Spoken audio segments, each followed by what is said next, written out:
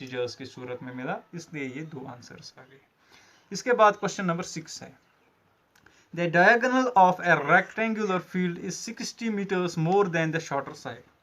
अगर हम एक रेक्टेंगल को देख लें, इसमें जो है ना opposite sides are parallel and all the 4 angles of the corners they are right angles, ठीक है ना। तो ये भी राइट एंगल है, ये भी राइट एंगल है, ये भी राइट एंगल है। तो जो शॉर्टर साइड है इसका, दिस वन, अगर हम इसको x लें फॉर एग्जांपल, तो इससे the diagonal of the field is 60 more than the shorter side. जो डायगोनल है ये विच कनेक्ट्स 2 कॉर्नर्स, ठीक है ना, ये यहाँ पे ये वर्टिसेस 2 को कनेक्ट करता है, अपोजिट वर्टिसेस को। तो it is 60 meters more than the shorter side, means if shorter side is x then it must be x plus 60। तो और एक कंडीशन हमें दी गई है, if the longer side is 30 meters more than the shorter side। अगर ये longer side आ गया यहाँ पे, ठीक है ना, चूंकि ये साइड और ये साइड बराबर होंगे तो it should be equal to x plus 30 meters। तो मीटर्स में हमें यहाँ पे ये दिया गया है। तो अगर मैं शॉर्टर साइड को 60 x मीटर्स लेके चलूं, तो लॉन्गर साइड जो है ना means length, if the breadth is x meters then the length is x plus 30 meters and the diagonal is x plus 60 meters। इस हिसाब से तो लेट breadth, या जिसको हम शॉर्टर साइड कहते हैं, shorter side of rectangular field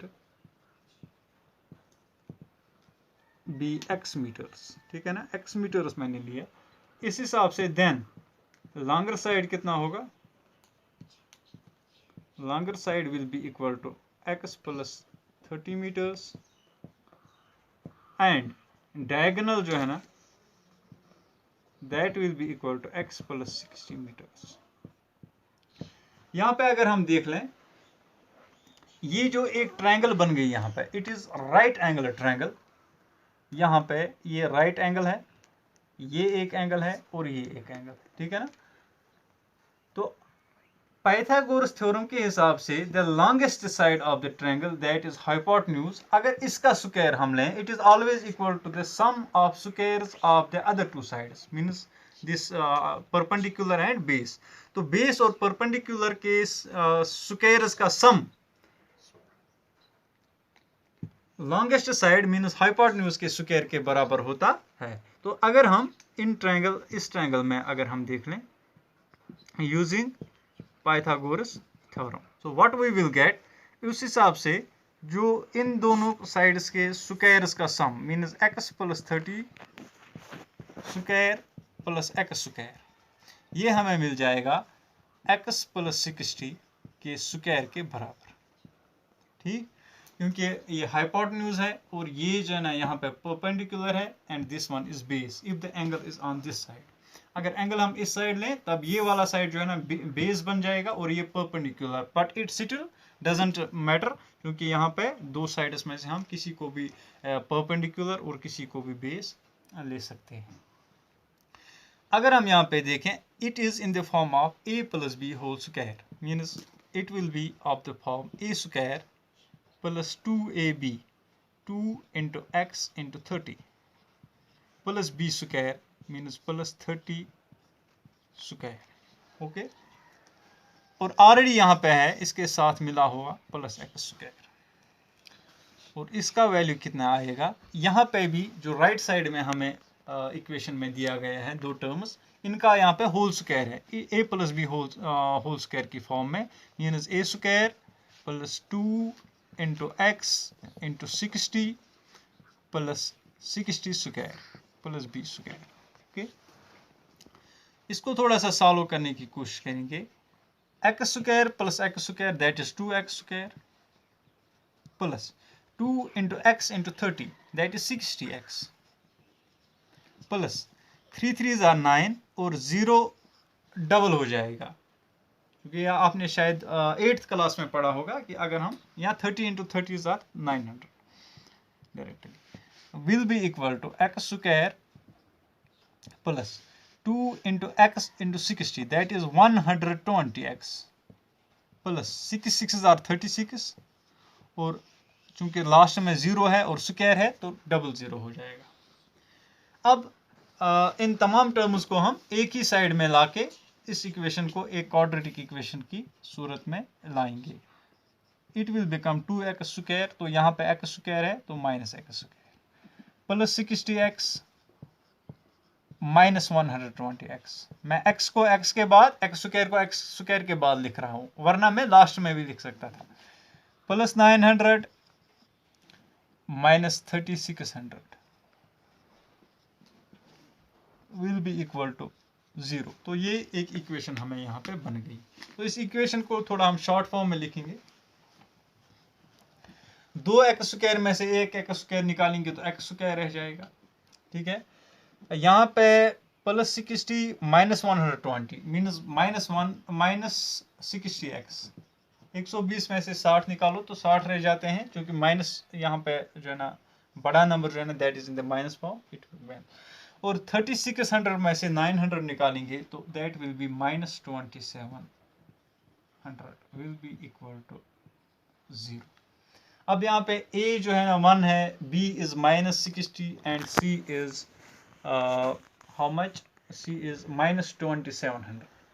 यहाँ पे हम मिडिल टर्म को ऐसे स्प्लिट करेंगे कि जो हमारा प्रोडक्ट है दैट विल बी माइनस 2700 और जो हमारा सम है that will be equal to minus 60, ठीक है ना। अगर मैं ऐसे लिखूं x square 9 3s are 27 9 3s are 27, तो मैं यहाँ पे ऐसे लिख सकता हूँ माइनस 90x प्लस 30x, ताकि हमें 90 इंटू 30 दैट इज 2700 मिल जाएगा। Minus 2700 is equal to 0. By splitting the middle term, I split it into two terms, that is minus 90x and plus 30x. So their sum equals to minus 60 and their product is minus 2700.